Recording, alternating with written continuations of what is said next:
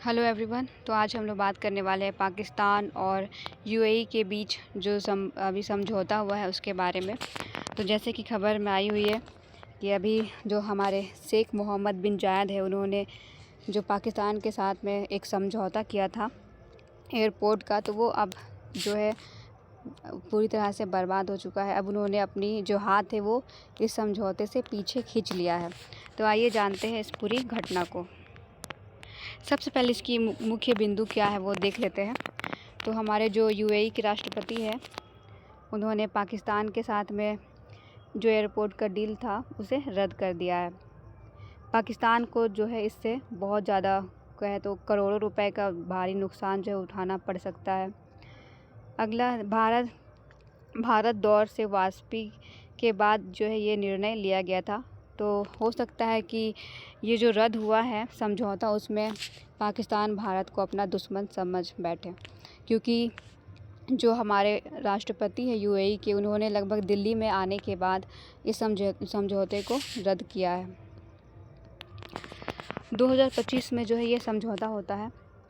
2025 में हस्ताक्षरित पर समझौते के तहत यूएई को इस्लामाबाद अंतर्राष्ट्रीय एयरपोर्ट का संचालन करना था, लेकिन राष्ट्रपति ने जो है अपना हाथ इसमें पीछे खींच लिया है। उन्होंने अब इनकार कर दिया है इस समझौते से। आइए हम लोग इसके बाद जानते हैं कि ऐसी क्या वजह थी जिसके कारण ये समझौता जो है वो रद्द हो चुका है। तो सबसे पहले यहाँ जो पाकिस्तानी मीडिया है, उन्होंने अभी तक अपनी रिपोर्ट में ऐसी कुछ बातें जो है वो नहीं बताई है जिससे कि हमें पता चल सके कि आखिरकार ये समझौता जो है वो क्यों रद्द होता है। लेकिन जो एक्सपर्ट है उनका बयान है कि यूएई और सऊदी अरब के बीच में लगभग अभी विवाद चल रहा है, तो जिसके वजह से जो है यूएई के राष्ट्रपति ने ये अपनी जो उसके साथ संबंध था उसे अभी थोड़े दिन के लिए रद्द कर दिया है। दूसरी बात कहा जाए तो यहाँ पे जो है कहा जा रहा है कि यूएई जो है वो अपनी लोकल पार्टनर को ढूंढने में जो है देरी कर रहा है, इसके वजह से ही वो इस पर अपने हाथ को जो है पीछे खींच लिया है। ऐसे तो अभी ये बयान नहीं आया है, लेकिन हम लोग ऐसा मान सकते हैं कि जो पाकिस्तान है शायद वो भारत को अपना इस समझौता का रद्द होने का कारण मान सकता है, क्योंकि भारत यात्रा के दौरान ही ये जो समझौता है उसे रद्द किया गया था। जैसे कि यहाँ पे राष्ट्रपति जो शेख मोहम्मद बिन जायद है, उन्होंने दिल्ली यात्रा किया था यहाँ पे, और दिल्ली यात्रा के बीच में उन्होंने भारत के साथ में लगभग बहुत सारे समझौते पर हस्ताक्षर किए हैं। उसके बाद फिर जब वो लौटे तो फिर उन्होंने पाकिस्तान के साथ जो अपना समझौता था उसे रद्द कर दिया। आइए हम लोग बात करते हैं कि क्या पाकिस्तान और यूएई के बीच में अच्छे संबंध थे या नहीं। तो जैसे कि 4 दशक से जो है उन दोनों के बीच में लगभग व्यापारिक साझेदारी थी। लगभग दोनों जो है अच्छे खासे व्यापार करते थे। साथ में देखा जाए तो यूएई में जो है लगभग हज़ारों पाकिस्तानी जो आज काम कर रहे हैं। ऐसा माना जाता है कि यूएई का जितना भी पैसा है लगभग अधिक मात्रा में पाकिस्तान में ही जाता है। दूसरी बात देखा जाए तो यहाँ पे जो है रक्षा ऊर्जा में निवेश भी जो है इसमें दोनों देशों का काफ़ी देखा गया है। साथ में यहाँ पे एक विवाद जो था उन दोनों देशों के बीच में वो था सुरक्षा चिंताओं को लेकर के और लाइसेंस को लेकर के। शायद इस विवाद के कारण जो है यूएई जो है अपनी हाथ को अभी पीछे खींच लिया है और इस जो समझौता उसे रद्द करने के कगार पर उतर गया है।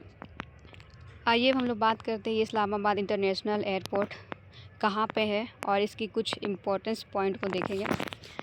जैसे कि ये पाकिस्तान का सबसे बड़ा और आधुनिक एयरपोर्ट है।